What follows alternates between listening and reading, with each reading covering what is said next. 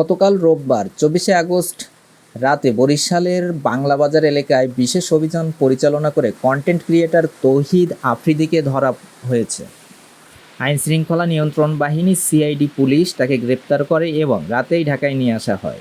গ্রেপ্তারের পর জানানো হয়েছে তাকে জুলাই মাসে বৈষম্য বিরোধী ছাত্র আন্দোলনের সময় রাজধানীর যাত্রাবাড়ী থানায় দায়ের করা একটি মামলায় ১১ নম্বর আসামি হিসেবে উল্লেখ করা হয়েছিল। সিআইডির মিডিয়া শাখার পুলিশ সুপার জসিমউদ্দিন গণমাধ্যমকে জানান, গত জুলাই মাসে যাত্রাবাড়ী থানায় দায়ের করা এক হত্যা মামলায় ১১ নম্বর আসামি তৌহিদ আফ্রিদিকে গ্রেপ্তার করা হয়েছে।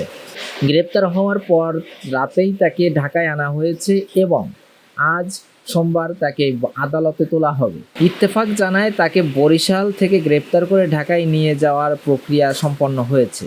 গ্রেপ্তারের সময় সিআইডি পুলিশের কাছে তৌহিদ আফ্রিদি বলেন, আমি শুধু ভয় পাচ্ছিলাম, আমার স্ত্রী ৬ মাসের গর্ভবতী। তিনি পুলিশের প্রশ্নে বলেন এটি তার দাদার বাড়ি এবং যোগ করে বলেন, আমি পালাবো না, কোরআনের কসম, আমি ওমরাহ করে এসেছি। উল্লেখ্য, একই মামলায় তার বাবা মাই টিভির চেয়ারম্যান নাসির উদ্দিন সাথী, যিনি ২২ নম্বর আসামি, গত ১৭ই আগস্ট ঢাকা মহানগর গোয়েন্দা পুলিশ এর মাধ্যমে গ্রেপ্তার করা হয়।